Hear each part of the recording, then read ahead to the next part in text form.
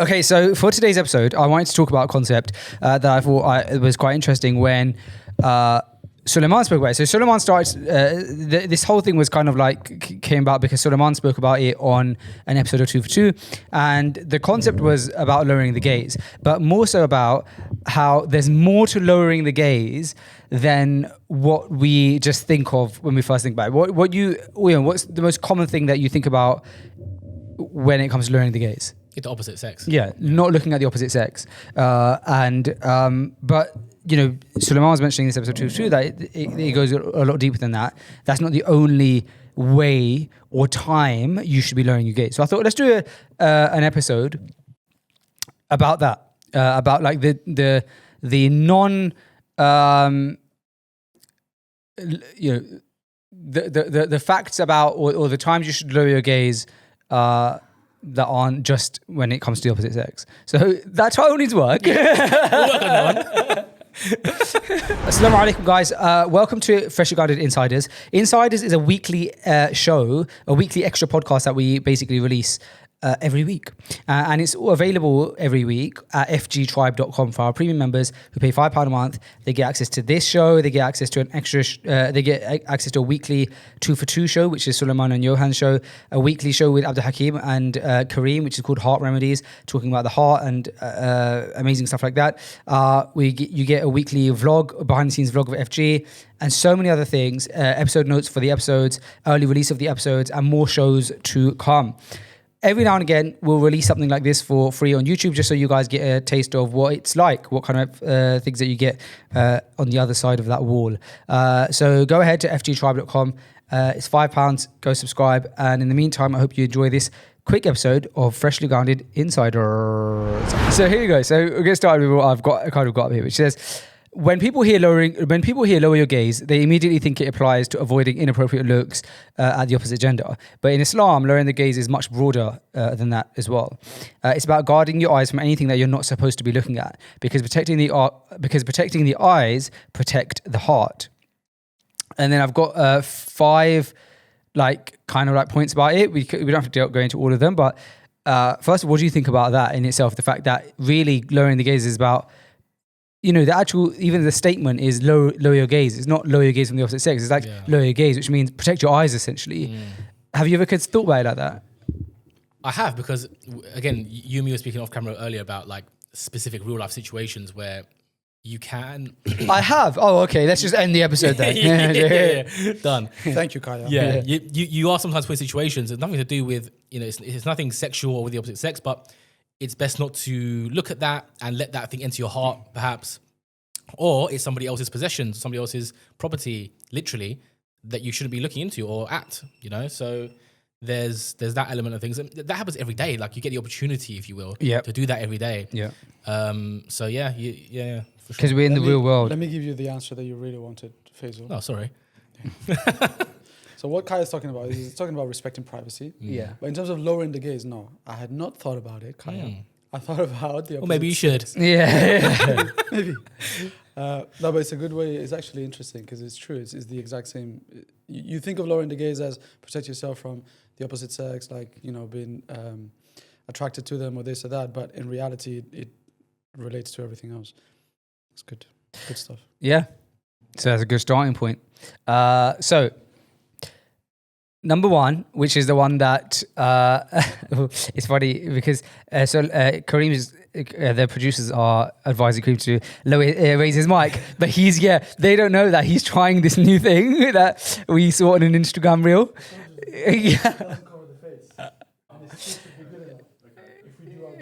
The theory is that if you hold if you angle the mic in a certain way, you can not cover your mouth but also have just as good audio. How is his audio sounding? Not great. Hello. Not as good as your... Yeah, maybe turn his gain. I don't know. It's fine, bro. I'll let you have your experiment. Yeah.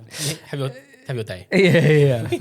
All right. So the first one is the one that Suleiman spoke about on the pod, which was lowering the gaze includes not looking into people's homes. I think that's quite a good one. So the Prophet ﷺ warned strongly against looking into someone's house without permission. In one hadith, he states that if someone looked inside your home without permission and you through something that harmed him, you would not be sinful. And that's in Sahih Muslim. Wow, subhanallah. That's how seriously privacy is protected in Islam. I've never heard that before, by the way. I hadn't heard that. The fact that it's in Sahih Muslim, like, I guess is verified, but I haven't heard that before. So meaning, these are some practical times where that, you know, that we might experience this in our day-to-day lives. If someone's door is open, still doesn't mean that you can peek into their house. If somebody's curtain is lifted by wind, or, you know, sometimes people will shut their curtains. Like the other day, I was shutting my curtains, but a bit of light was still coming in. Like, you haven't shut it properly. You should still look away. And if you walk past someone's garden or balcony, that you shouldn't stare. Yeah. So I've got one comment on this. There's a house. So where I live, from where I live to the masjid and the route that I take, there's a house where, but basically, the route basically goes where it's along loads of people's back gardens, and their back gardens are facing the road. Majority of houses have basically put this like fake leaves thing, you know, those things you get in IKEA and stuff. They put that up as a privacy thing, or they put some kind of privacy up so that you can't see into their garden. But there's like this one house that doesn't have that. And when I'm going on my scooter on the way to the masjid, I don't necessarily look into their house, but like my eyes know that there's like a garden there, kind of thing. Yeah. In the least creepiest way, because I know it sounds a lot creepy when I'm saying it, but I'm just saying, like, the default almost of your eyes, like, if there's, for example, if somebody opens the door right now, Yeah. you know, your head eyes turns. naturally your head will turn, right? Or if there's a noise, your head will turn. And so it's one of those ones where, like, I've kind of trained myself to go, oh, there's a house coming up that, like, literally, there's people in the garden sometimes, and so I just keep getting yourself home. But, you know, it probably sounds a lot weirder me saying it out loud than it is, but I think you guys get what I mean, It doesn't. right? valid, I it's think this now, interestingly, flips it back onto how can you as a person ensure that you're not opening yourself up to being gazed at, Yeah. right? So obviously, clothing one is spoken about plenty of times. Covering old enough for both men and women. But in this situation, it was like your garden, your home, Is like facing onto a main a road, yeah. you should like have curtains. Yeah. Or blinds, and that should be used. And if your garden's open, have some sort of fencing there. Bro, for a long time, like I was slacking with like my car and like not tinting the car. Yeah. Like, tinting the car is like a nice way to sort of add more privacy to your private space. Sure. You don't want people looking constantly. So these things, like, we should take these precautions, man. When you open a door, if someone is at the door, don't swing your door wide open and like show them your whole house and what could be inside. You don't know, people in the house don't know the door's open, so on and so forth. You know, these are like little things that, like, you know, it's sort of cultural things. And obviously, this based on the deen, but little things is like, as we, you know, have houses built in certain ways, you just have to think about. Yeah, and there is about the curtains, I think it's valid. Like, every day, so my house faces on the back of other houses. So technically, and obviously I've never seen this happen, but if the person who lives in the house opposite my house, where our gardens face each other, if they were out on their like balcony, technically they could look into my house, like if the lights were on and it was dark outside and things like this. Yeah. So literally, bro, every day, about 15 minutes before Maghrib comes in, I'm going around the house closing curtains. Yeah. And I always make sure to do it. And I even think to myself, like, maybe it will skip my wife's mind. And so I would even go out of the way, like, from the angle. If I'm going out, I'm like, oh, the curtains. I know that she'll close them when she goes upstairs, but I'm like, you know what? Let me just go upstairs and close them before I leave. Like, and so I'm really conscious of the curtains thing at nighttime because, and I didn't really know this, yeah, because this is me being really ridiculous. You were saying about the tinted windows. I have a way worse example where when I moved into this house, I didn't have curtains straight away. Downstairs, I had them upstairs, but bro, I was just being ignorant, bro, like, and silly. I one time went outside and I looked into my house from the garden and I was like, can you see through this window? And then I couldn't. Obviously, it was a really bright sunny day. Yeah. And I didn't think about the fact that when it's dark at nighttime and then our lights are on, you would be able to see. So I kind of took that. I was a bit like, whatever with it. But upstairs I had curtains.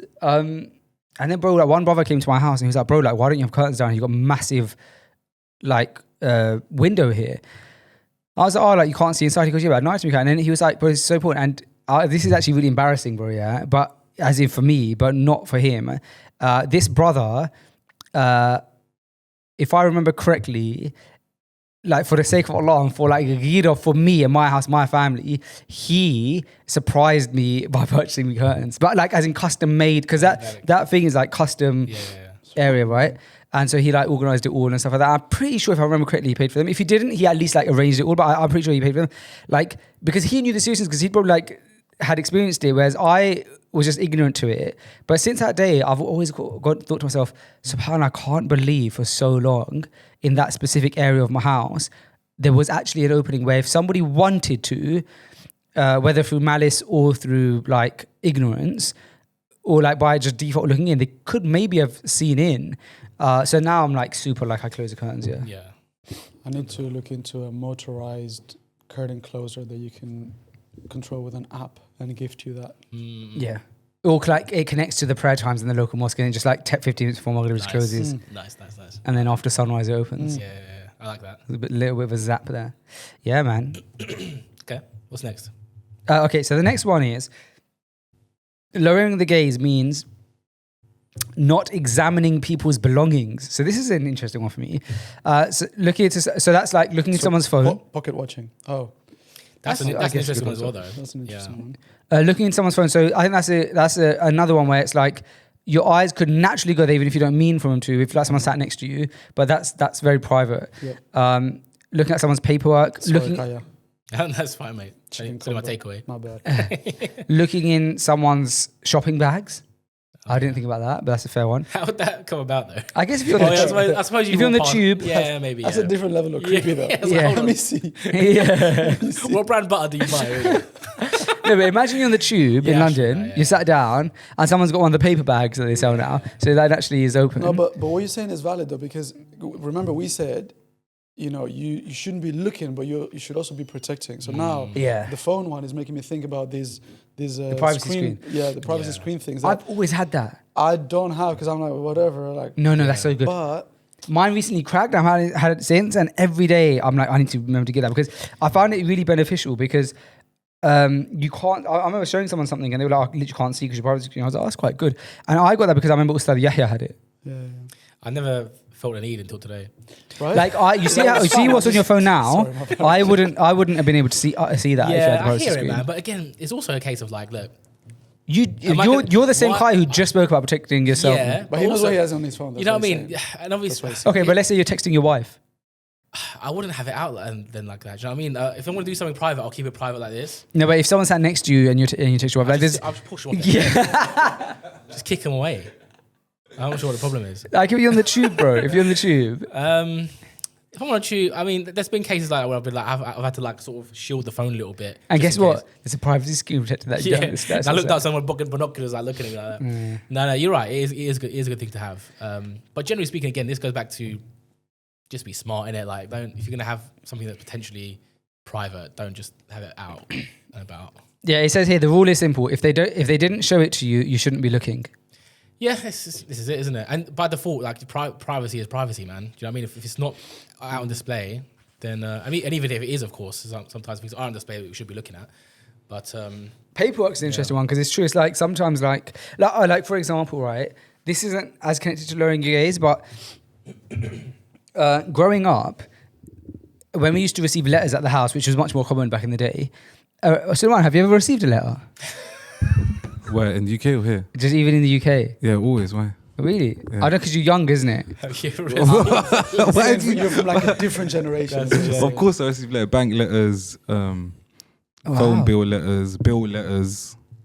Yeah, I received Wow. loads of letters. old bill letters. Yeah, old bill bill letters. Solicitor letters. What old bills do you have? Yeah. So back in the day, it used to be much more common. I'll have you find. But anyway, I used to go. So even as a kid, if we got letters, I remember my mum, who is our mother, who would say like, "Oh, Fast, I'll put your letters in your like on the side of the stairs. Just grab them when you want." She would not open my letters. She would not open my parcel, not open my letters. She wouldn't let anyone. She wouldn't let us open our siblings' letters and stuff. Even as kids. And then I remember going to somebody's house and like there was like an open parcel of they were like looking for parcel. It was an open parcel, and like their parent had opened it, and I was shocked, bro. But parcel also is like parcel letter. You can see what a letter is, isn't it? Huh? You can see with a letter, you can see that it's from somewhere. So it's like, if it's a part, let's say for example, yeah. I just think like I've been brought up in a way where it's like you don't open people's letters. Let's say, okay, Yeah, this is a tricky one. That It you're is a tricky opening one up, because from it's a parent, a tricky one. Really? from a parenting perspective, Yeah. let's say obviously our kids are still young. Miller, bless them. No, but like if you're Let's say your if your kid is if your kid is adult, okay, that's different. Yeah, adult's different. I'm saying like let's say your 12-year-old son has ordered a package from Amazon. yeah, I'll open that up. open it. I'm Open opening. it. I'm opening that. Yeah, I'm but we getting never my- used to get packages from Amazon when we were 10 though. Yeah, I hear it. Yeah, I mean, But any package, I think, but bro, even more weird I back think- then. If you got a package on the door. no, my mum knew who we were getting letters from. Probably Yeah. like it would be like NatWest or whatever, Yeah. and she was probably installing a principle in us or privacy, and it stuck, bro. Yeah. My parents don't care. Really? Yeah. I think everyone that's watching is the Yeah. same. By the way. Really? Brother, it does not matter what it is. It doesn't matter how trivial it is. That bad boy is opened up. Really? And it's there. Examined. And I'm getting told, oh, by the way, you got a letter. And then you go there, you're okay, fine. It's Do you know what's really interesting about that? The other But week, not in a like a controlling way. No, Just no, in I get it. just in It's different. You gotta, of course, I'm gonna open Yeah. the letter. But now, if as a parent, that's shocking to me though. now as a parent, I'm like, wait a second, because I don't know when I would actually stop doing that. Okay, I have to think about it. I haven't If I thought know about what it, it is, okay, if I know it's from their for their bank account or for whatever, and I can see what it is, I'm not going to open it. Yeah. And again, 'cause mainly to instill the thing of like privacy, and that's you're your own person, your own human, and that's for you type of thing. Mainly for that, and also good for the privacy. But yeah, there's obviously some certain things. It's like there's a big package just turned up, and like you're 9 years old. What's going on? I'm going to open it up and see what's going on. My mum taught us growing up that you'd never go into a woman's handbag. Yeah, also mine. And even now, I don't think I've ever been in my wife's handbag.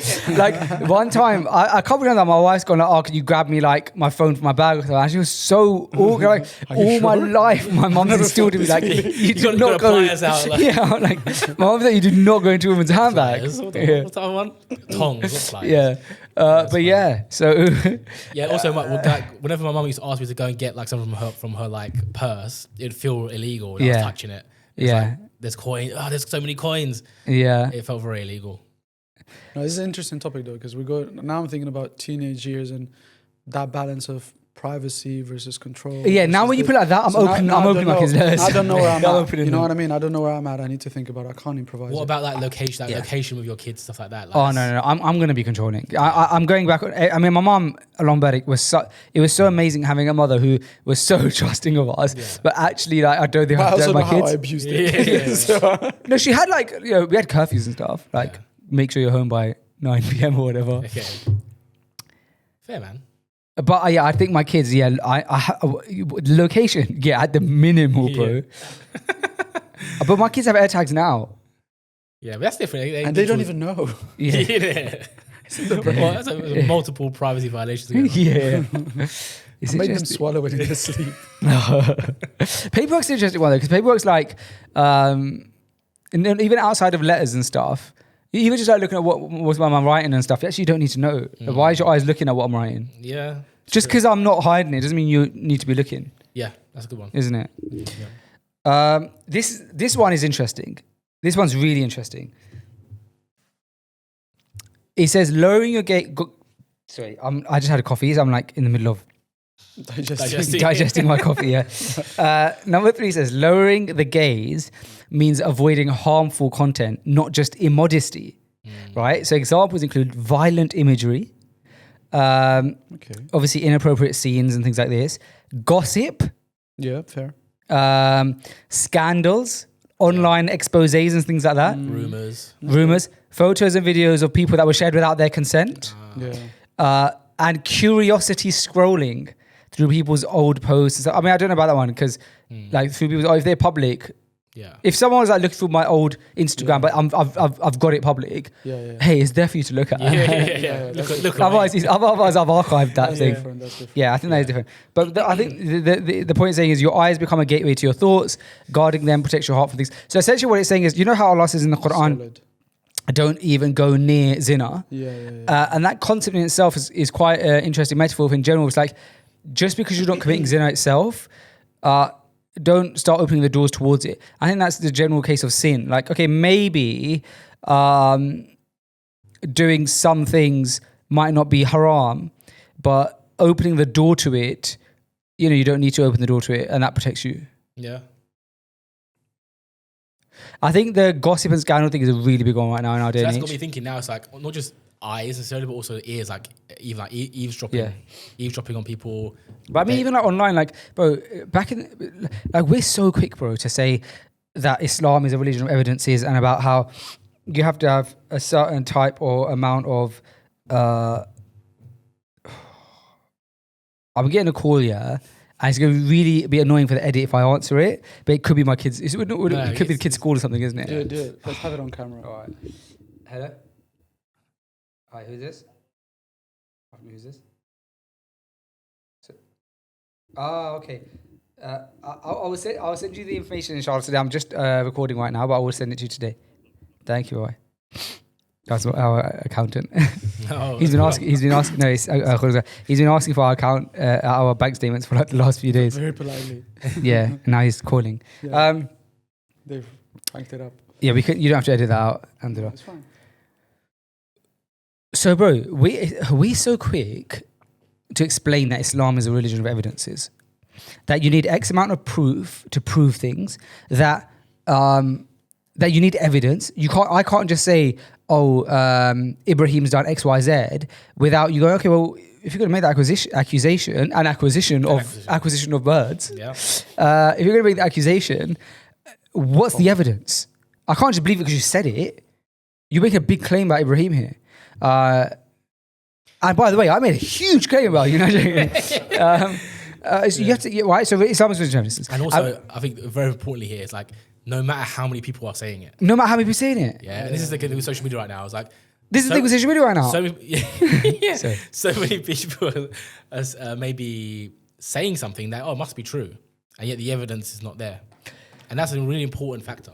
Yeah. Yeah, this goes to everything. And you should apply that in your personal life, social media life, and even maybe your real life. Yeah, and so anyway, the point is that nowadays on Twitter, on Instagram, we'll see someone say something about someone, and it could be true, it could not be true, right?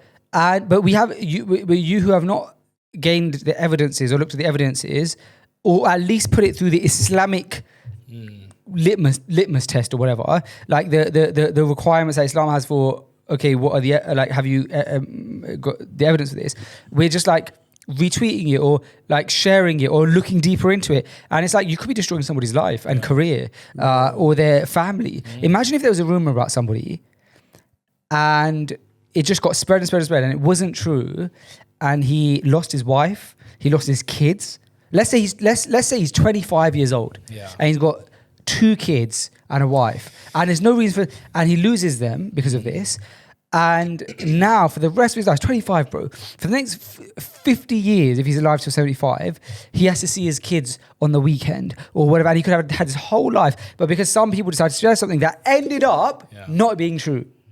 And by the way, they go to sleep at night, those people. And they go sleep at night, they don't even think about it, bro. But his life is... this is that two-way street thing now, yeah? Now looking at, again, no names, but Instagram couples, TikTok couples, right, who are like, they've got their whole relationship online. They are not protecting themselves in the way they should be protecting themselves, right, from the gaze of others, right? Then when things go wrong, or maybe even don't go wrong, people just start rumors for no reason. Again, stepping beyond the boundaries here. Again, it can ruin their relationship, their kids' lives, their lives, everything. And so now you've got, both mistakes happening simultaneously. Yeah. And, you can avoid that by not being a TikTok couple, man. Well, the next point is actually on this exact point. So point number 4 says, lowering the gaze protects relationships. Many fights happen because people see what they weren't supposed to. Overhearing, reading things unintentionally, seeing a message on someone's screen, observing something and drawing the wrong conclusions. So Islam teaches you to avoid putting yourself in that position. Prevention is better than repair. Bro, it's the art of living that which doesn't concern you. Yes. I think it's a bit of a lost art, isn't it? You smashed it. You lost art. And there's so many things, and this is the thing most people don't understand. Most things do not concern you. Oh, most things. 99.9 recurring percent. There's a saying about, I'm not sure if it was a Sahaba or a Tabi'i, and I'm not sure of his name. Forgot his name, but they used to say that he was so focused on his own life and deeds that like if he had a leak in his house one time, like his house was leaking with rain, and he just didn't notice for ages because just like he was focused on his own stuff. Like he wasn't looking even at his own roof. He was just focused on his deeds and his salah and everything like that, and what is obligatory on him and looking after his family. That thing, not necessarily negligence, but he just wasn't focused on that. He was focused on things that was concerning him. We spoke about this just after we were talking about this concept called the heedlessness of the righteous, and how it has that statement had different meanings of when it started to like how we view that statement now, and now in some ways it's actually a positive thing, right? And basically it's like you're so righteous that you're heedless of some of the stuff going on around you. And we were talking about this example where, do you remember Suleiman, the brother who didn't know who Mr. Beast was? Yeah. So we were like talking, and then we were like, oh, like, that's like, you know, this Mr. Beast or whatever. And he was like, who's Mr. Beast? And we're like, what? And he's like, yeah, who's Mr. Beast? And I'm probably, is that the biggest creator in the world? Even like, I don't think I've ever watched a full Mr. Beast video, but I'd find it hard now to like go into a room, and unless you're speaking to someone in our parents' generation, like most people know Mr. Beast, and he was our age. He had no idea, bro. And then actually it was admirable. It was like, oh, that's like, and this guy is Hafid, and he's like, so, and you just made you think that is lowering your gaze in a way, right? Like he doesn't even know about it. He's not come across Mr. Beast because he's probably just not looking in the wrong places. You know? Yeah. So that's a good one. And then number 5 is lowering the gaze builds humility.